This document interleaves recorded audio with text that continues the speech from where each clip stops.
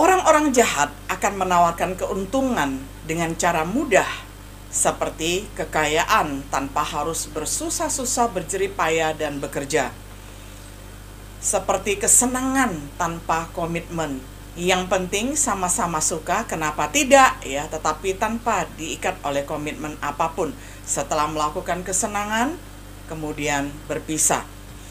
Lalu seperti persahabatan tanpa harga. Kedengarannya semuanya sangat bagus.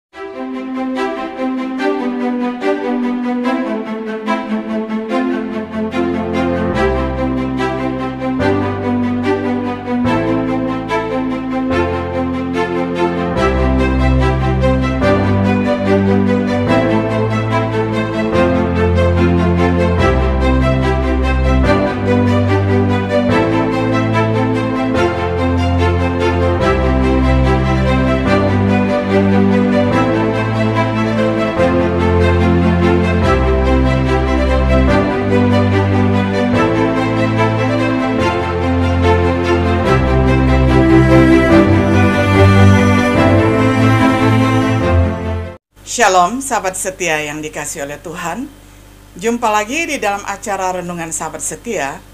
Pada hari ini kita akan membahas satu tema, waspada terhadap orang berdosa. Dari Amsal 1 ayat 10 hingga ayat yang ke-19. Saya akan bacakan untuk kita semuanya. Hai anakku, jikalau orang berdosa hendak membujuk engkau, janganlah engkau menurut. Jikalau mereka berkata, marilah ikut kami, biarlah kita menghadang darah, biarlah kita mengintai orang yang tidak bersalah dengan tidak semena-mena, biarlah kita menelan mereka hidup-hidup seperti dunia orang mati, bulat-bulat seperti mereka yang turun ke liang kubur. Kita akan mendapat pelbagai benda yang berharga. Kita akan memenuhi rumah kita dengan barang rampasan. Buanglah undimu ke tengah-tengah kami, satu pundi-pundi bagi kita sekalian. Hai anakku, jangan engkau hidup menurut tingkah laku mereka. Tahanlah kakimu daripada jalan mereka. Karena kaki mereka lari menuju kejahatan dan bergegas-gegas untuk menumpahkan darah. Sebab percumalah jaring dibentangkan di depan mata segala yang bersayap, padahal mereka menghadang darahnya sendiri dan mengintai nyawanya sendiri. Demikianlah pengalaman setiap orang yang loba akan keuntungan gelap, yang mengambil nyawa orang yang mempunyainya. Sahabat setia yang dikasihi oleh Tuhan, dalam perenungan berseri dari kitab Amsal episode keempat ini, kita telah melihat hikmat itu membutuhkan, pertama, takut akan Tuhan agar kita mengindahkan firman-Nya. Yang kedua, menghormati orang tua kita sehingga kita mendengarkan nasihat mereka. Nah, lalu bagaimana dengan teman kita, rekan-rekan kita? Dengan siapa kita menghabiskan banyak waktu dan waktu luang kita? Mungkinkah mereka tidak menjadi sumber nasihat yang baik, yaitu kebijaksanaan? Minyak dan wangi-wangian menyukakan hati, tetapi penderitaan merobek jiwa. Teman yang salah harus dihindari. Ini diilustrasikan dalam teks kita untuk pelajaran hari ini, yakni dari Amsal 1 ayat 10 hingga ayat 19 yang sudah kita baca bersama tadi. Yang pertama-tama berisi peringatan ayah tentang orang berdosa. Jangan setuju dengan rancangan mereka. Nasihat seorang ayah, hai anakku, jikalau orang berdosa hendak membujuk engkau, janganlah engkau menurut. Terutama ketika mereka berusaha membujuk kita untuk melakukan kejahatan. Ketika mereka menggoda kita dengan janji-janji keuntungan yang mudah. Amsal 1 ayat 13-14. Contohnya adalah bujukan untuk perampokan dan pembunuhan. Jangan berjalan dengan mereka. Jauhkan dari teman yang cepat melakukan kejahatan. Upaya mereka akhirnya sia-sia, sebab percumalah jaring yang dibentangkan. akhirnya mereka akan membayar dengan nyawa mereka sendiri. Sementara contoh dalam teks kita berkaitan dengan perampokan dan pembunuhan, prinsip ini berlaku untuk semua jenis tindakan berdosa. Jadi, mari kita mengembangkan pelajaran yang bisa kita pelajari di dalam teks ini. Yang kedua, bahaya orang berdosa. Mereka membujuk melalui daya tarik, seperti ular yang menggoda Hawa. Orang-orang yang berdosa akan membujuk pertama-tama melalui keinginan daging, yakni apa yang kelihatan baik untuk dimakan, apa yang kelihatan baik untuk digauli, apa yang kelihatan baik untuk diterima tanpa usaha melalui pekerjaan, mencuri dan sebagainya. Lalu melalui keinginan mata yang enak kelihatannya, yang sedap dilihatnya, begitu menggiurkan, dan juga melalui kebanggaan hidup, menarik hati karena memberi pengertian, seperti Hawa yang tergoda ketika melihat buah pengetahuan tentang yang baik dan jahat itu. Dia melihat bahwa buah dari pohon itu sangat menarik karena bisa memberi pengertian. Nah, jadi itu adalah godaan di dalam bidang kebanggaan hidup. Orang-orang jahat akan menawarkan keuntungan dengan cara mudah, seperti kekayaan tanpa harus bersusah-susah berjerih payah dan bekerja, seperti kesenangan tanpa komitmen. Yang penting sama-sama suka, kenapa tidak ya, tetapi tanpa diikat oleh komitmen apapun. Setelah melakukan kesenangan, kemudian berpisah. Lalu seperti persahabatan tanpa harga. Kedengarannya semuanya sangat bagus, bukan? Bukankah segala sesuatu di dunia ini semuanya harus kita bayar dengan harga? Tetapi sering sekali ketika kita ingin mempunyai sahabat yang baik, kita tidak mempunyai komitmen untuk berkorban waktu, tidak mempunyai komitmen untuk menjadi pendengar, tidak mempunyai komitmen bersimpati dan empati dan bahkan membayar harga.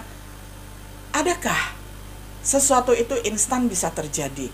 Semuanya perlu dibina, semuanya perlu dipupuk. Jadi orang-orang yang segala sesuatunya ingin mendapatkan keuntungan secara instan, mereka akan meraih hal yang sia-sia. Jadi tidak ada persahabatan yang tanpa berkorban. Yang ketiga, solusi untuk menghindari orang-orang berdosa. Jangan mendengarkan mereka. Terdapat di dalam ayat yang ke-10, Amsal 1 ayat ke-10. Jangan menyetujui rancangan mereka, ataupun rencana tipu muslihat, rancangan keburukan yang akan menimpa orang lain. Karena rancangan ini adalah ingin mengambil harta benda orang lain, dan kemudian bahkan mempunyai rencana ingin memusnahkan orang yang dirampoknya. Nah, apa yang mereka janjikan tidak bisa mereka penuhi, setidaknya untuk waktu yang lama. Mereka mempunyai pertimbangan-pertimbangan. Mari kita penuhi rumah dengan harta kekayaan rampasan. Mari kita penuhi rumah atau tabungan dengan kekayaan yang tanpa bekerja. Nah, tetapi kawan-kawan yang setelah diajak dan setelah bekerja sama dengan mereka, itu tidak mempunyai jaminan untuk waktu yang lama. Karena apa? Karena suatu waktu mereka akan ditimpa kemalangan. Suatu waktu mereka akan ketangkap oleh aparat. Dan mereka pasti tidak bisa menghindari kelakuan mereka yang buruk dan jahat itu. Karena di dunia ini berlaku hukum tabur dan tuai. Apapun yang ditabur pasti akan dituai. Nah, orang yang benar-benar diberkati tidak menuruti nasihat mereka. Ini harus menjadi pegangan bagi setiap diri kita yang ingin betul-betul diberkati oleh Tuhan, sehingga tidak menuruti nasihat orang fasik ataupun nasihat orang-orang berdosa yang ingin menjerat mereka, menjadikan mereka sebagai tim untuk melakukan kejahatan. Dan sebaiknya setiap orang yang ingin diberkati oleh Tuhan tidak mengindahkan ucapan-ucapan mereka yang membujuk dan yang sangat memikat. Lalu kita harus tinggal jauh dari mereka. Jangan berjalan bersama mereka. Tahanlah, jauhkanlah kakimu dari jalan mereka. Nah, disinilah kita melihat bahwa nasihat seorang ayah bagi anak-anak mereka adalah agar menjauhi perkumpulan yang jahat, supaya jangan terjerat oleh perkumpulan yang tidak bertanggung jawab. Kalau bisa, kaki itu harus berjalan jauh dari mereka dan menahan diri untuk tidak mendekati mereka. Jangan membiarkan mereka menjadi teman saudara dan menjadi teman dari anak-anak kita. Nah, kalau kita sebagai orang tua, tentu saja kita memberikan nasihat agar anak-anak memilih teman yang baik. Karena kalau tidak demikian, maka yang jahat akan cepat sekali mempengaruhi kehidupan mereka. Khususnya jika mereka bukan orang percaya. Karena terang tidak dapat bersatu dengan yang gelap. Yang gelap tidak dapat bersatu dengan terang. Jadi di dalam hal untuk mencari teman hidup pun, itu perlu diperhatikan. Orang-orang yang ingin memilih pasangan hidup pertama-tama memang harus mencari pasangan yang sepadan, yang artinya harus sama-sama percaya kepada Tuhan. Lalu kemudian syarat yang berikutnya itu adalah syarat sekunder. Misalnya tentang pendidikan, tentang suku apa, ya, tentang hobinya apa, passionnya apa, itu adalah hal yang sekunder. Hal yang primer yang ditentukan oleh Alkitab itu adalah jangan menjadi pasangan yang tidak sepadan. Demikian juga di dalam mencari teman pergaulan. Karena lebih bijak untuk menghindari mereka menjadi teman, apalagi menjadi teman hidup. Nah, kesimpulan, ini bukan untuk mengatakan bahwa kita tidak dapat mencoba menyelamatkan mereka. Tetapi kita harus terpisah dari dunia. Tetapi kita tidak bisa mengisolasi diri kita dari dunia ini. Karena kita masih hidup di dunia ini. Jadi kita betul-betul perlu bijaksana dari Tuhan untuk menyikapi orang-orang yang tidak bangun, yang tidak membangun kerohanian kita, yang tidak membangun hidup kita, yang ada di sekeliling kita. Dan bahkan kalau kita melihat teman dari Tuhan Yesus sendiri, atau Yesus juga adalah teman bagi orang yang berdosa, itu menandakan bahwa sebagai orang yang percaya, kitalah yang harus memberikan pengaruh kepada orang yang berdosa, supaya pengaruh positif yang kita tanamkan kepada mereka. Jadi berlaku kuat-kuatan, ya, siapa yang lebih kuat. Kalau kita melihat Yesus, Yesus tidak pernah terpengaruh. Karena kekuatan Yesus yang luar biasa, dia dapat mempengaruhi orang yang berdosa untuk meninggalkan jalan dosa mereka sehingga mereka bertobat dan kemudian menjadi pengikutnya. Nah, tetapi bagaimana dengan setiap diri kita yang belum terlalu kuat atau belum yakin dengan kekuatan kita?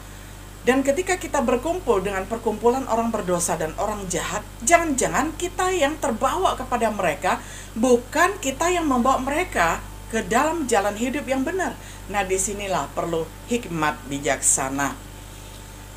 Kita harus jujur kepada diri kita sendiri, apakah kita cukup kuat membawa mereka ke jalan keselamatan, atau kita belum siap membawa mereka sehingga kita jangan masuk ke dalam kehidupan dan perkumpulan mereka sehingga akhirnya kita yang terpengaruh. Apakah kita memengaruhi mereka lebih daripada yang mereka lakukan terhadap kita? Kita perlu mengevaluasi, menjawab itu. Kalau memang kita cukup kuat seperti Tuhan Yesus, no problem kalau kita menjadi teman mereka, tetapi tentu saja bukan teman hidup, ya. Kita menyortir, ya, ada waktu-waktu yang kita berikan untuk menyampaikan Injil, tetapi kita tidak bisa menyetujui kelakuan dan perbuatan dosa dan kelakuan jahat mereka. Nah, jika kita tidak cukup kuat, maka kita harus menjauh sampai kita cukup kuat untuk memberi pengaruh positif kepada mereka. Apa yang telah kita pelajari di dalam Amsal 1 ayat 10 hingga 19 mungkin paling baik diringkas di dalam perkataan Rasul Paulus, "Janganlah kamu sesat. Pergaulan yang buruk merusakkan kebiasaan yang baik." 1 Korintus 15 ayat 33. Untuk menjadi bijak, kita harus tahu siapa yang harus didengarkan, yakni Tuhan, orang tua, dan teman yang baik. Dan siapa yang tidak mendengarkan, baik tidak mendengarkan Tuhan, orang tua, dan teman yang baik, siapapun dia dapat membujuk kita dan akhirnya kita dapat melakukan kejahatan. Nah, ini yang perlu kita waspadai. Di dalam episode yang keempat ini kita belajar dari kitab Amsal agar kita tidak berteman dengan perkumpulan-perkumpulan orang-orang yang melakukan kejahatan, sehingga dengan demikian kita sendiri tidak terjerat di dalamnya. Sahabat setia yang dikasihi oleh Tuhan, kiranya setiap diri kita dapat meneladani seperti Yesus yang adalah sang hikmat ketika dia bersedia memberi waktu mereka untuk menjadi teman orang berdosa. Dia yakin sekali bahwa dia dapat membawa orang berdosa ke jalan rahmat Tuhan. Nah, jikalau kita sendiri mengaku secara jujur di hadapan Tuhan belum cukup kuat untuk membawa mereka, biarlah kita yang menjauh dari mereka. Sampai akhirnya ketika kita kuat, kitalah yang memberikan pengaruh mereka dan menuntun mereka kepada jalan keselamatan.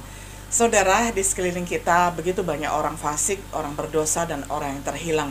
Itu juga adalah tugas kita untuk melayani mereka.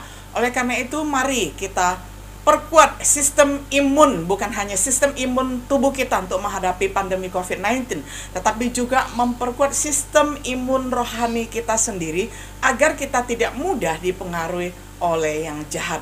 Karakter menjadi jahat, tetapi justru kitalah yang harus mempengaruhi dunia dengan karakter Kristus, dengan karakter yang membangun. Sahabat setia, tetap semangat dan kiranya kita terus maju untuk waspada melihat orang-orang yang ada di sekeliling kita. Shalom.